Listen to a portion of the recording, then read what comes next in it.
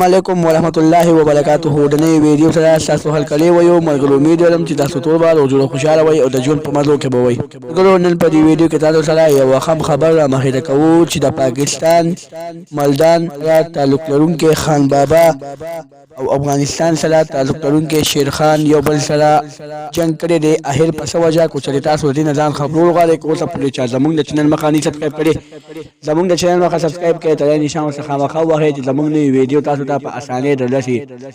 ملګرو تاسو ته به پته وي چې په سوشل میډیا باندې یو ویډیو ډېره تیزۍ سره خورېږي او خوره شوې ده چې خان بابا چې کومه په خپل ډیره کې ناستې وي او د افغانستان د کبډۍ کډالي چې شیر خان نامې ده او اوږد ډېر اوږد دی او کډې هم ډېر اوږد دی.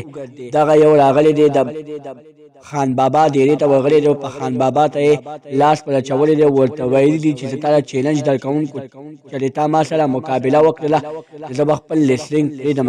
خان بابا هم ورته وویلي زه هم تا له لیسلینګ درکوم چې ما مقابله بایلله زه به لیسلینګ پرېږدم.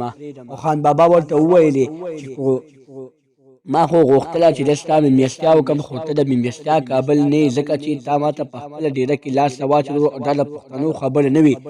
پښتون هغه وي چې هغه راشي په حوصله سره کښېني او بیا خبره وکړي، خو ته نه په حوصلې سره کښېناستې او نه دې سمه خبره وکړله، ډایرکټ په جنګ باندې ورغلې. دوستانو په دغه ویډیو کې خان بابا او شیر خان یو بل له چیلنج جوړ کړی دی او په هغه چیلنج کې ویلي دي چې د پېښور په قیوم سټیډیم کې به ما ورته مقابله ډېره زر کوو او که چلې ما مقابله بایلله نو دا یاد ساته چې زه به لیسلینګ پرېږدم. شیر خان هم ورته وویلي که چلې ما مقابله یې بایلله ته هم یاد ساته زه به هم لیسلینګ پرېږدم.